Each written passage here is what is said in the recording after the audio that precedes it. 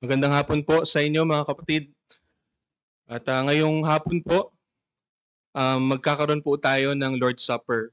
And the brethren will break bread and drink the fruit of the vine together and remember our Lord Jesus Christ. And also by remembering, by drinking the bread and drinking the fruit of the vine, and while remembering our Lord Jesus Christ, we proclaim also His death until He comes. And for this afternoon, I would like to join our brother Charles to in talking about the importance of remembering sa ating buhay Kristiyano. And about the Lord's Supper, pwede po tayong pumunta sa Matthew, sa Mark, or Luke. But in this afternoon, we will read um, the words of Paul in his first letter to the Corinthians because of his emphasis on the remembrance aspect of our Lord's Supper. So let us read all together. Let's open our Bibles to 1 Corinthians chapter 11 verse 23 to 26. Sabay-sabay po nating basahin. 1 Corinthians chapter 11 verse 23 to 26.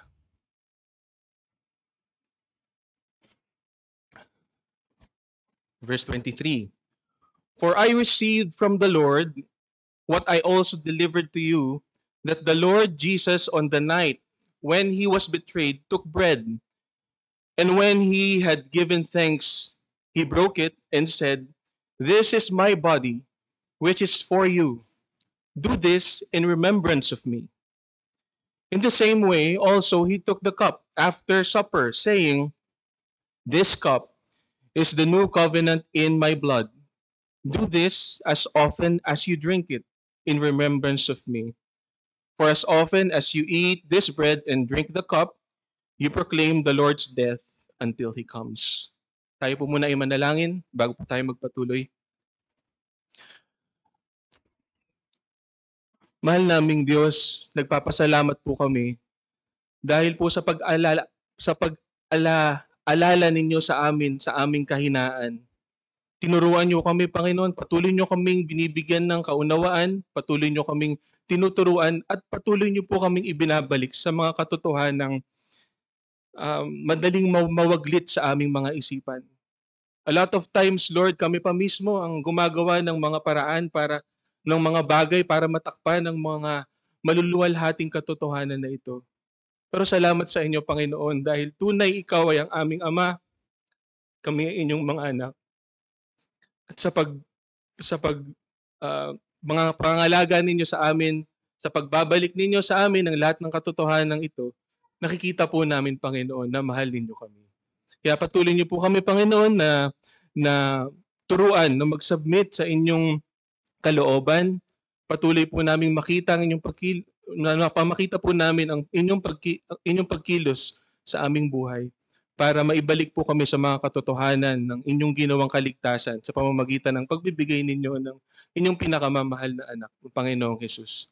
Samahan niyo po kami, Panginoon, bigyan niyo po ng kalinawan ng salita ang inyong lingkod, alang-alang po sa inyong mga anak. Ito po ang dalangin namin sa pangalan ng Panginoong Hesus. Amen. Meron po akong tanong na madalas po ninyo itong naririnig. Kung meron po kayong pagkakataon para magkaroon ng special ability or special power, ano kaya iyon? Kadalasan ang magiging sagot nga po ay magkakaroon kayo ng superhuman strength or siguro naiisip natin na paano kaya kung ako ay nakakalipad. Pero po sa mga persons with disability, para sa mga taong bulag, ano kaya yung sa may isip natin na gusto nilang magkaroon? Of course, hindi na nila iisipin na sana ay makalipad, sana magkaroon ng superhuman strength. Very basic. Gusto nilang makakita. At para sa mga taong hindi nakakalakad, gusto nilang makapaglakad. They would simply be wanting to have what they lack. Legitimate things that they lack. And one of the things that we lack is we all lack, and I think you would agree, is the ability to remember very well or remember perfectly. Imagine kung meron tayong perfect memory na ang ganda sana ng buhay natin. Nagiging example yung bago tayo, nagmamadali tayong sa isang importanteng meeting or sa isang importanteng event katulad ng pagdalo natin tuwing Sunday, sa Lord's Day, paalis ka na pero may iwan ka. May iwan mo yung susi mo, may iwan mo yung lisensya mo. At nagkukos ito ng kasalanan sa atin. Pero kung meron tayong perfect memory, hindi na tayo maiinis. Hindi tayo magagalit. As time progress, we forget. As new information comes in, old information are dumped or vice versa. Although the brain is given by God, that is given by God is a powerful organ, it is also at the same time weak. And we all know that. But thanks be to God that He is good. He ordained visible and tangible means for us Christians. At sa kanyang mga tao, even sa Old Testament, He has given signs and commands and ordinances that are being observed weekly or monthly or yearly so that His people would be reminded of His goodness. And it is for their own good. Our nature cries to be helped by visible and tangible means so that we can remember. We want to remember, but we forget. But our Lord is helping us. In Genesis chapter 9, verse 17, God gave Noah the rainbow as a sign that the world will not be destroyed ever again by flood. In Exodus chapter 12, they have to observe, the Jews have to observe Passover. And they should also be reminded of how God delivered them from the slavery of the Egyptians. And at the right moment, in the evening of the Passover, before Jesus Christ was crucified on the cross, He instituted the Lord's Supper to remember Him. So, una po natin titignan the command aspect of the Lord's Supper. It is commanded by our Lord for us to do. That is, to eat the bread and drink the cup. And to do this is for our own good. Alam po natin na pag ang Panginoon ay nag-utos, hindi siya nag-uutos ng masama. Hindi siya nag-uutos ng mali. It is wise and it is good. And it is always loving. Notice that our Lord uses His authority for us to avail of these blessings. It is not just a suggestion na po pwede nating gawin or hindi gawin, but a direct command. We have to do this as His children. And for those who truly fear the Lord, they will take this command seriously. It is the words of our Lord Jesus Christ. So if we love our Lord Jesus Christ, if we fear Him, we will take this command seriously. Christians throughout the history have been practicing it throughout the history. Since the institution of the sacrament sa upper room, the first century church have been doing it weekly as read in Acts chapter 20, verse 7. The command is eat the bread and drink the cup. But when we do this, pag ginagawa natin yung act, kapag dumikit yung tinapay sa ating mga labi at ninuya natin at nilunok natin at ininom natin yung katas ng ubas, there is a specific purpose that should be going on in our minds. And that is remembering.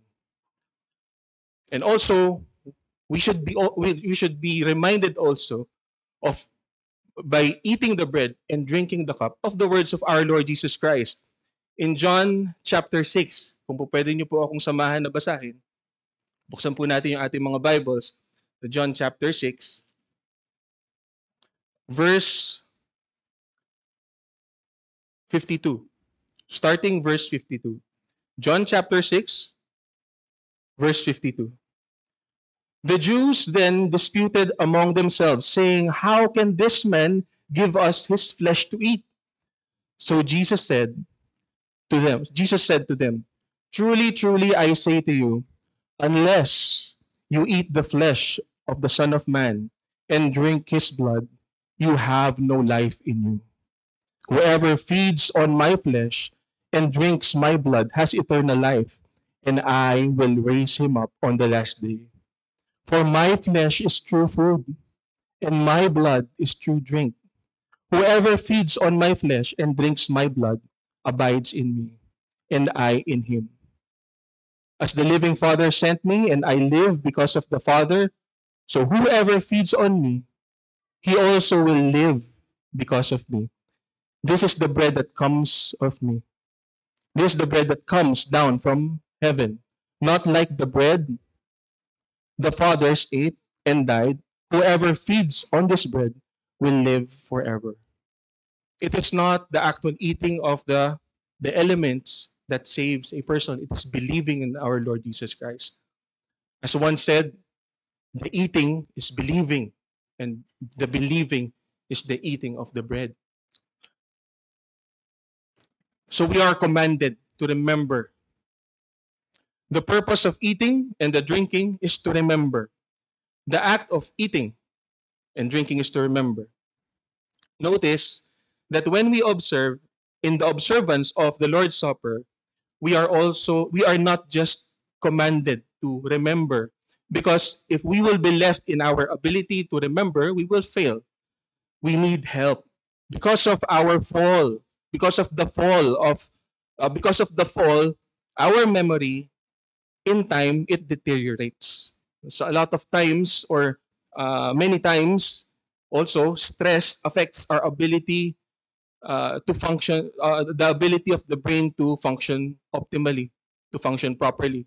We forget, we have difficulties to ingest new information, lalong-lalo na yung mga mahahalagang mga bagay.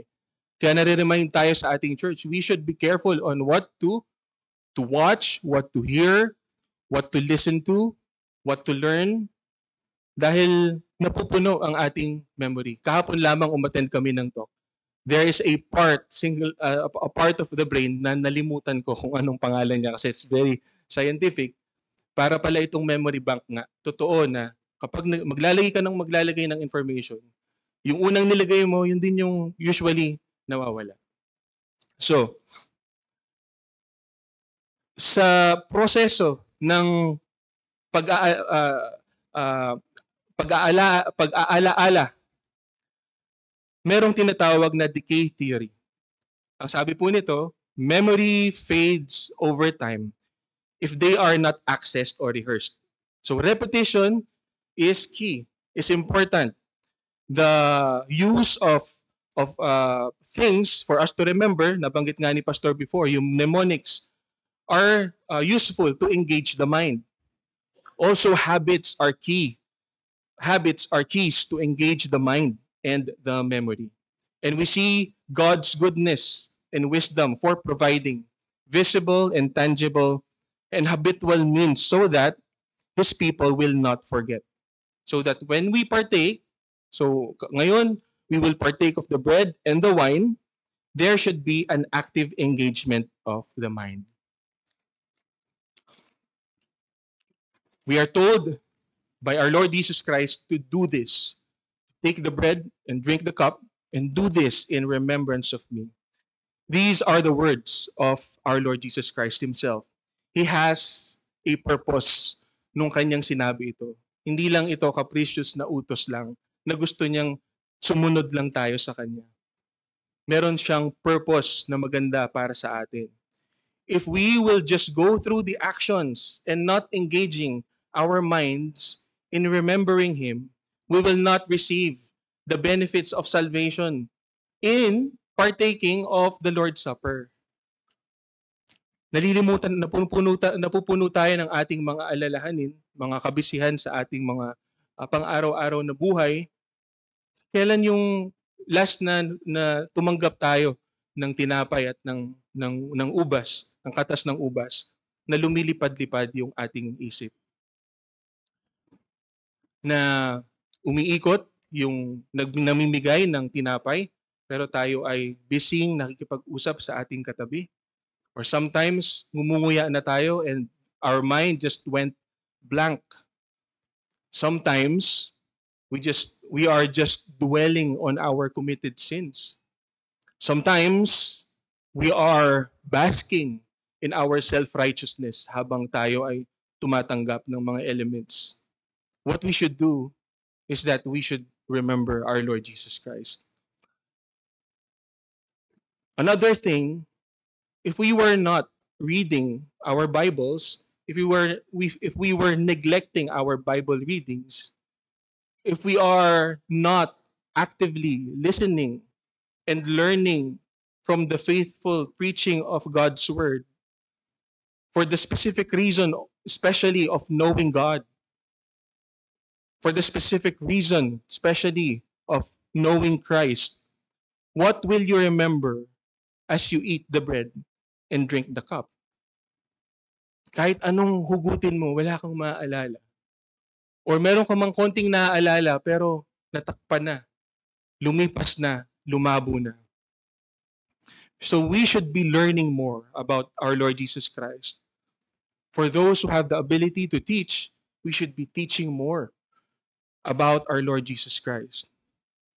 For every Christian, we should be focusing more about our Lord Jesus Christ. And for the means of grace, we should avail of the means of grace so that we can gain more knowledge of Christ, that we can grow in the knowledge of our Lord Jesus Christ. So verse 26, nung 1 Corinthians chapter 11, ang sabi po, also, for as often as you eat this bread and drink the cup, you proclaim the Lord's death until He comes. In this passage, we see also that there is a sense of a regular and continuous proclamation of the death of our Lord Jesus Christ. Not only His death, but meron din pong element of His coming. There is a clear message na kailangang i-proclaim when we partake of the Lord's Supper. The death of our Lord Jesus Christ and His return. If Christ did not die on the cross, that means there's no forgiveness of sins. We remember Him dying on the cross. We should remember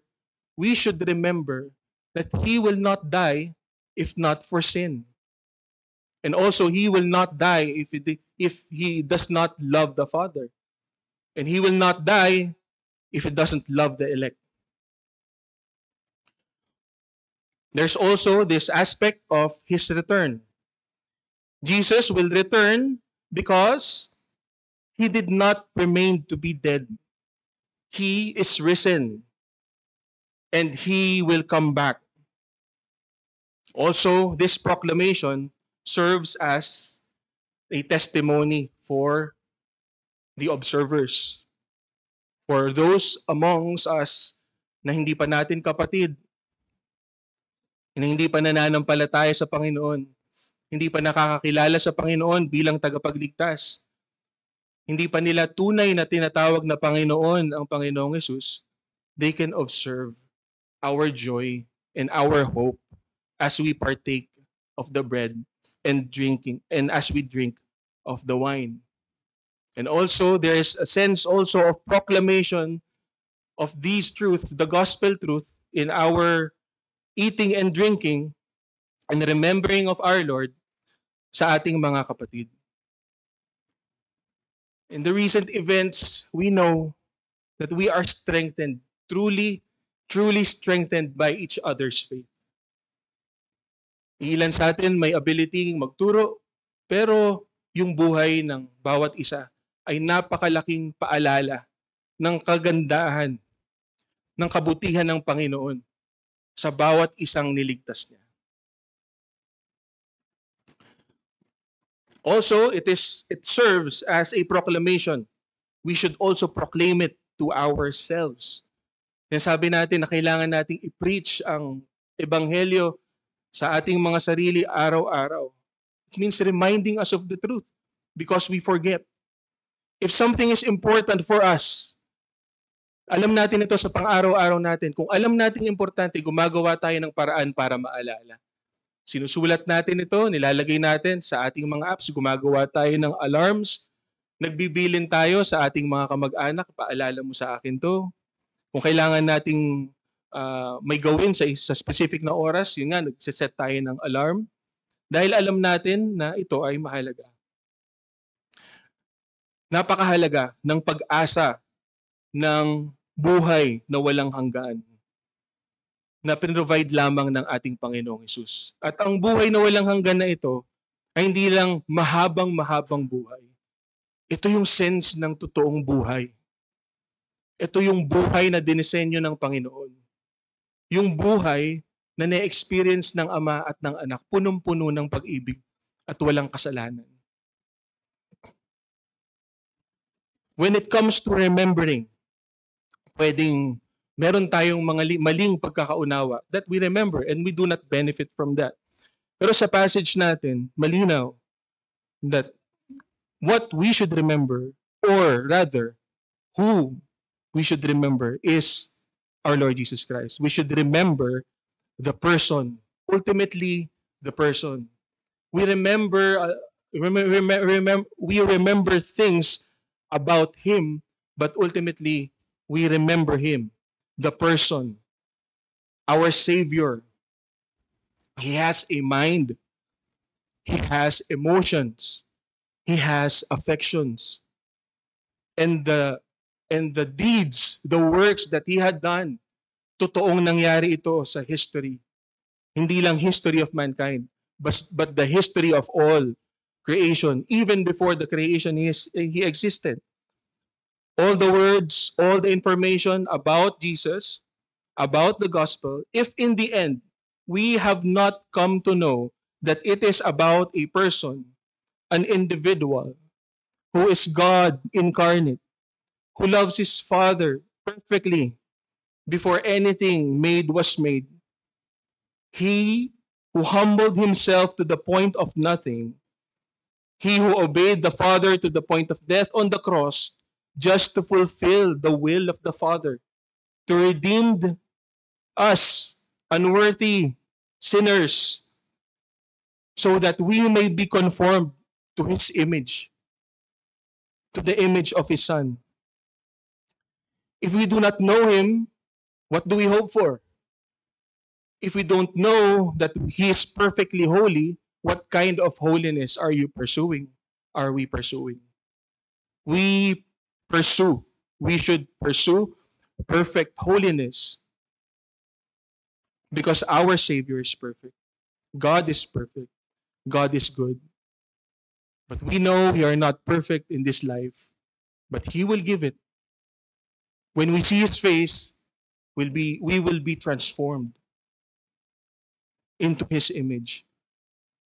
Knowing that our Father in heaven cannot even look at sin, His Son, Jesus, He knew no sin, but He became sin to suffer the punishment that should have been ours, so that we may be in Him, so that we may be in Christ, that in Christ we might become the righteousness of God. That is from 2 Corinthians chapter 5, verse 21. Also, He did all of those things. He suffered so much so that we may be called children of God, so that we may be called people of God. All these rich blessings and more because of one selfless person, Jesus Christ our Lord. Our Master. We call Jesus our Master, our King. But this King, this Master, serves us, and suffers for our sake, who washed the feet of unworthy disciples. He, our Lord Jesus Christ, was so distressed by the thought of His beloved Father pouring every drop of wrath sa Kanya, na wala siyang ginawang kasalanan. He was so distressed. But even in His distress, He cared for the distress of the disciples, even if he himself is suffering an infinitely worse distress as he awaits for the hour of his crucifixion. Very selfless God. The hour that the Father will pour out every drop of wrath in him because of the concentrated sin of all those who believe and who will believe in him. This truth, brethren, paano tayo magkakasalang muli? Thinking of that, lahat ng ginawa mong kasalanan, may kapatawaran. You can freely come to God, ask for cleansing and forgiveness. We can repent because our Lord Jesus Christ died for us. We should be pondering, we should be learning, but also we should meditate and ponder upon the nature of our Lord Jesus Christ. We should meditate upon the work of our Lord Jesus Christ. We should ponder, meditate upon the mind of our Lord Jesus Christ. When we see His works in the sacred writings, when we read His actual words in the sacred writing, tingnan natin kung paano siya nag-respond sa mga may sakit, paano siya nag-respond sa kanyang mga kaaway, paano siya nag-respond sa mga napakaliit ng pananampalataya sa kanya. And we should imitate our Lord Jesus Christ. We should also consider and meditate upon the affections and his emotion. He is a person. He is a sympathetic high priest. He knows our weakness. And when we treat each other, if our Lord Jesus Christ is sympathetic to us, we should be also sympathetic to each other. Lahat tayo makasalanan, pero our tendency, kahit pa at some point nakita natin na we are treating others more significant than ourselves, but there are times, because of our sinful tendencies, makita natin we are extolling ourselves. We are treating ourselves highly as we ought to. And thanks be to God, we can repent again and again because our Lord Jesus Christ paid for our sins on the cross. Again, brethren, brothers and sisters, the gospel is about a person.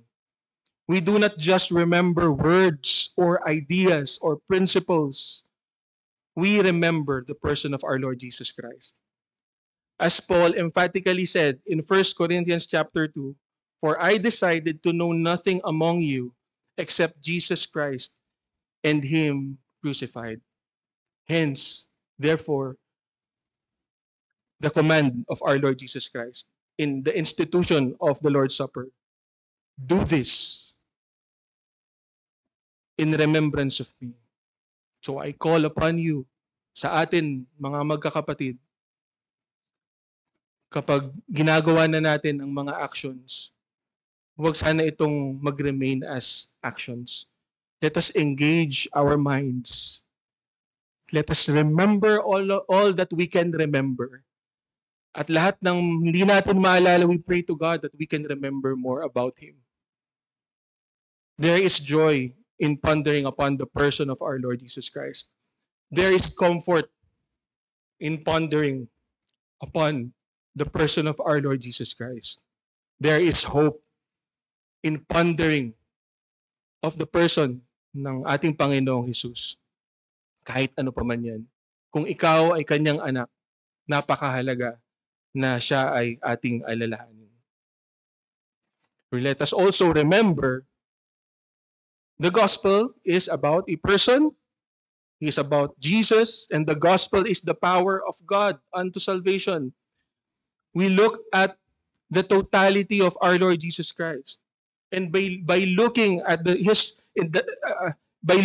his totality, the whole of him, it transforms us, it sanctifies us, it motivates us to do good things, to do the good works na inihanda ng Panginoong ng ating Ama sa ating pagkaligtas. So we should remember as much and as often as we can.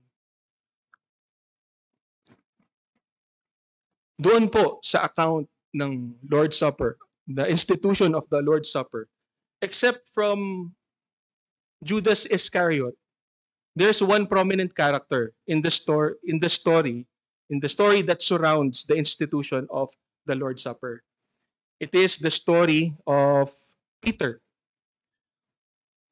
And we should observe dito sa mga susunod na babasahin natin yung nangyari, yung kanyang naramdaman, yung kanyang mga sinabi pagkatapos na institute ang Lord's Supper. Buksan po natin ang ating mga Bible sa Mark chapter 4.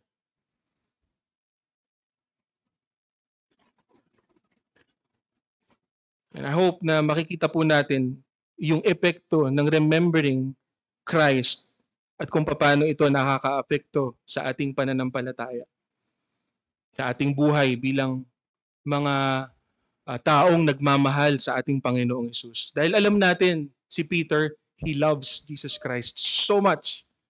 He loves Him. So Mark chapter 4, verse 14, not Mark chapter 4. Mark chapter 14. Pasensya na po. 14, verse 26. Yeah. And when they had sung a hymn, they went out to the Mount of Olives. And Jesus said to them, "You will all fall away. You will all fall away. For it is written, I will strike the shepherd, and the sheep will be scattered. But after I am raised, I will go before you to Galilee." 29. Peter said to him, "Even though they will all fall away, I will not." And Jesus said to him, "Truly I tell you, this very night, before the rooster crows twice, you will deny me 3 times. But he said, this time emphatically, "If I must die with you, I will not deny you." And they all said the same. Dito sa account na to, Jesus warned the disciples that everyone will fall. But here is Peter thinking that he loves Jesus more than anyone else. He thinks that in the category of following and loving Jesus, he is on another class, higher than the rest. Let us all see that he has set himself apart from the rest. Nihiwalay niya. Everyone will fall, but he will not fall. Maybe he is blinded by his zeal, by his love for our Lord Jesus Christ, that he openly dismisses the very words of the Lord as if he knows himself, his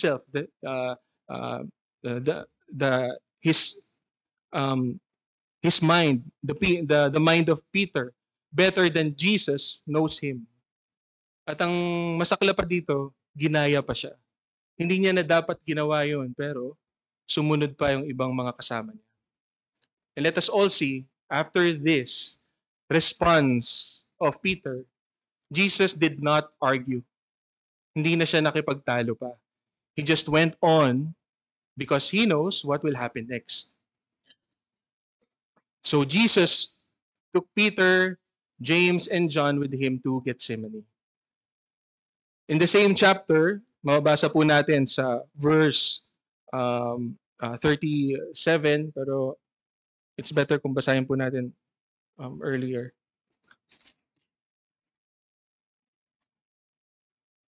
Okay. Verse 32. Magsimula po tayo ng verse 32. Chapter 14, verse 32. And they went to a place called Gethsemane, and he said to his disciples, "Sit here while I pray. And he took with him Peter, James, and John, and began to be greatly distressed and troubled. And he said to them, "My soul is very sorrowful, even to death. Remain here and watch." And going a little farther, he fell on the ground and prayed that if it were possible, the hour might pass from him.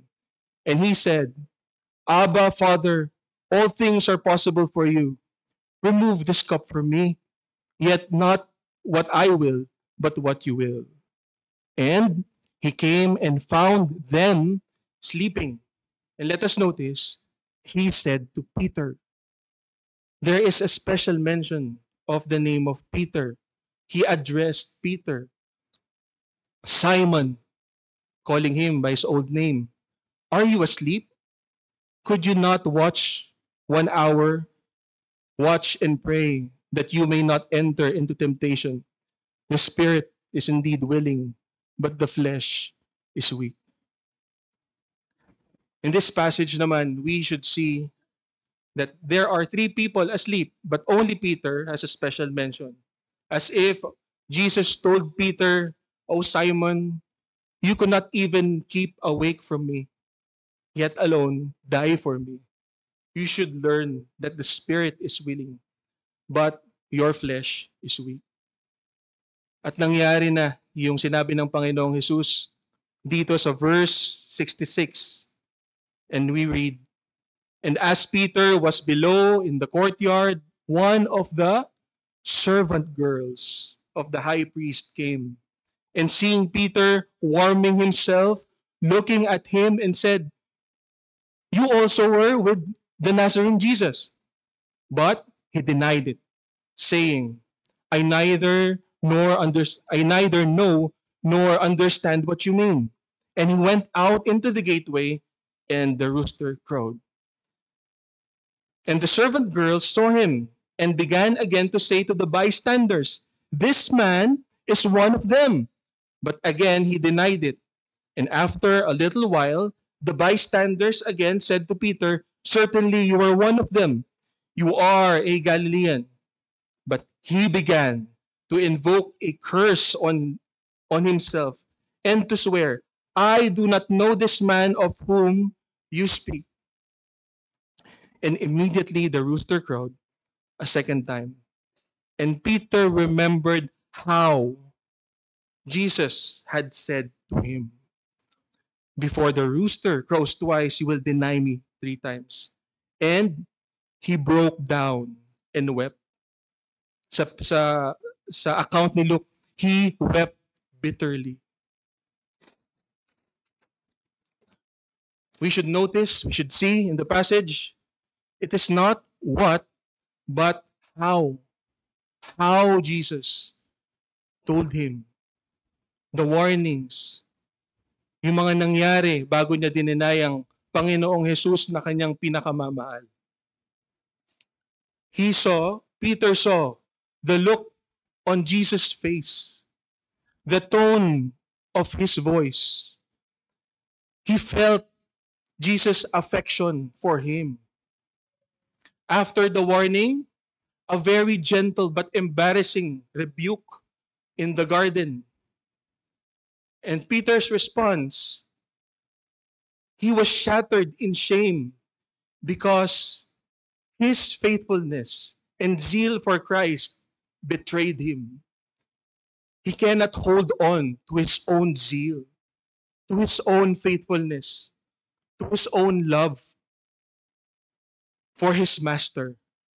But what made him stronger? Eventually, we will see Peter doing great things, teaching many Christians. He became stronger. What made him stronger is not his faithfulness, but the faithfulness of Christ. If we see Peter faithful, it's because Christ have been faithful. Christ is faithful. In Luke chapter 22, he also should have remembered. Yung sa passage ni, ni Luke, ang sabi po ng Panginoong Jesus, "Simon, Simon, behold, Satan demanded to have you, that he might sift you like wheat, but I have prayed for you, that your faith may not fail. And when you have turned again, strengthen your brothers." Peter was zealous, but arrogant. He loves our Lord, but he thinks highly of himself. He was trusting in his faithfulness and zeal, but when he came back from his fall, he understood the true meaning of self-denial, that only Jesus Christ is sufficient for him. At yun ang kanyang itinuro sa kanyang mga sulat. We can read the new version of Peter in his letters, humble, submissive, and faithful. Basahin po natin yung first part ng kanyang sulat dito sa 2 Peter verse 1 of chapter 1. Simeon Peter, a servant, an apostle of Jesus Christ, to those who have obtained a faith of equal standing with ours by the righteousness of our God and Savior Jesus Christ. May grace and peace be multiplied to you in the knowledge of God and of Jesus our Lord. His divine power has granted to us all things that pertain to life. He acknowledged God. Hindi na yung kanyang sariling lakas. That His divine power has granted to us all things that pertain to life and godliness through the knowledge of Him who called us to His own glory and excellence, by which He has granted to us His precious and very great promises. He knows that what God ordains is true, and it will happen, so that through them you may become partakers of the divine nature, having escaped from the corruption that it is in the world because of sinful desire. For this very reason, make every effort to supplement your faith with virtue, and with virtue with knowledge, and knowledge with self-control, and self-control with steadfastness, and steadfastness with godliness, and godliness with brotherly affection, and brotherly affection with love. For if these qualities are yours and are increasing, they keep you from being ineffective or unfruitful in the knowledge of our Lord Jesus Christ. For whoever lacks these qualities is so nearsighted that he is blind, having forgotten that he was cleansed from his former sins. So upon checking our lives, pag tinitingnan natin ang ating buhay bilang mga Kristiyano, if we are failing, if we are unfruitful, if we are being ineffective, ang nangyari ay we have been so nearsighted that we are blind, that we have forgotten that we have been cleansed. If you have been cleansed, don't forget about it. You remember who cleansed you. You remember who died for you. Let us remind each other of the one who saved you, who saved us, who saved the church. In the observation of the story of Peter, we see the new Peter. Now he looks at himself in the light of who Christ is for him. Not he for Christ, but Christ for him. So he learned and also taught that if we are ineffective or unfruitful, for Peter, the reason being is that we have forgotten that we have been cleansed. See how important it is to remember. It affects our day-to-day lives. It affects your sanctification. It affects our worship. It affects our loving one another. It affects our serving the Lord. It affects our faith. It affects our trust. It affects our disposition. So we remember. Notice, he did not say, after saying that if you are ineffective or unfruitful, he did not say, maybe you're not a Christian. But sad thing is that many use that phrase coupled dito sa ating mga failings as sinful yet redeemed people of God. The way Peter does it is that he points the ineffective, unfruitful Christian back to Christ. So faithful preaching, I say faithful preaching of the gospel is the one that sanctifies every believer. So, brother, sister, if you are weary, remember that you have been cleansed. Are you lukewarm upon checking, upon examining your heart? You are lukewarm. Don't just trust yourself, your strength.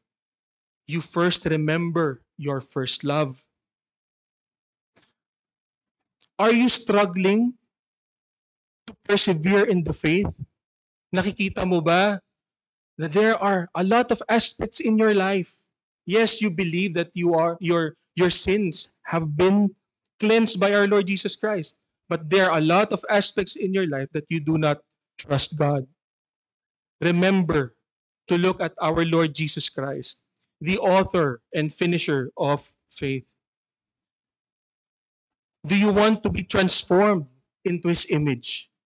True Christian, true believers want to be like our Lord Jesus Christ. So if you want it, if you desire it, remember Christ, the radiance of the glory of the Father, and you will be transformed into His image. Trust Him first before doing anything else. Let us remember Him. Do not be like the old Peter who thinks highly of himself, but be like the new version of Peter who believes that only Christ is sufficient. It is God that supplies, not anything that is in Him. Nung pinag-aaralan ko po itong aking message, meron po akong nabasang story. Merong isang lady, hindi po sinabi kung anong edad niya, pero habang sila ay naglo-Lord Supper, siya ay umiiyak at nang tumapat sa kanya ang kopa, siya ay umiiling. She is a believer. She has been faithful. But there is that time that she is shaking her head, crying. And in love, yung preacher, yung minister, he went down and said to the lady, "Lady, this cup is for sinners. This cup is for repentant sinners." The right time, again, brethren, the right time that you come to the Lord is not that you are so clean, you feel so clean and so zealous, and you feel that you love the Lord so much, and then you can come to Him. At the right time that you are sinning, at alam niyo ito mga kapatid, napakahirap. Kung kailan ka galit, tsaka ka lalapit sa Panginoon. But because of our Lord Jesus Christ, you can come to Him boldly. We are secured in Him, and He will comfort you because our God is the God of all comforts. So whatever that is, sari-sari ang ating pinagdadaanan ngayon, let it be our Lord's Supper for this afternoon ay maging biyaya sa ating lahat. Nawa po ay nakatulong sa atin ang mensahe ngayong hapon. And for our visitors na hindi pa nakakakilala sa Panginoong Jesus, Christ is for sinners. Do not reject Him. Come to Him. Come to Him. Alisan niyo yung kasalanan niyo. But first, you should know Him. And know this, kung nandito po kayo, may kakilala po kayo sa amin. Either kamag-anak kayo or kaibigan kayo. We are praying for you. We love you. And we are praying for you. come to the Lord Jesus Christ, repent of your sins, and be forgiven, and have life. Let us all pray. Lord Jesus, we thank you. Our words are not enough, but you have done so much, Lord, na makakalapit po kami sa aming Panginoong Diyos Ama at hindi din niya kami itataboy. Tinitignan niya kami bilang anak. Paano nangyari ito, Panginoon? Kami ay makasalanan. Paano mo kaming babaguhin, Panginoon? Wala kaming kakayanan. Pero, Panginoon, tulungan niyo kami. Just like the Christians that were before us. The apostles. The Christians of old. Mga nababasa namin sa banal na kasulatan. At mga kapatid namin na nakahalubilo namin. Panginoon, tulungan mo kaming maging kagaya ng Panginoong Hesus. Tulungan mo kami, Panginoon, na maglakad dito sa buhay na to ng nananampalataya sa iyo.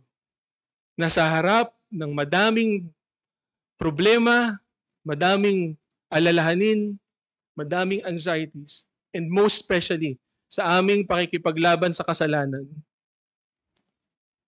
Kami ay mananampalataya sa iyo, Panginoong Hesus. Kami ay umaasa sa iyo, Panginoong Hesus. At aming sasabihin, you are sufficient for us. You are sufficient for our salvation. At hindi mo kami bibitawan kailanman. Salamat sa inyo, Diyos Ama, dahil binigay niyo po, Panginoon, ang inyong pinakamamahal na anak para lang kami makalapit sa iyo ngayon. At Panginoon, pukawin po ninyo ang aming mga puso sa pagtanggap, pagkain ng tinapay at pag-inom ng katas ng ubas mamaya. Help us, Lord, to remember, invigorate our memories that we may worship you as we do the acts of eating and drinking. We pray all of these things in the name of our Lord Jesus Christ. Amen.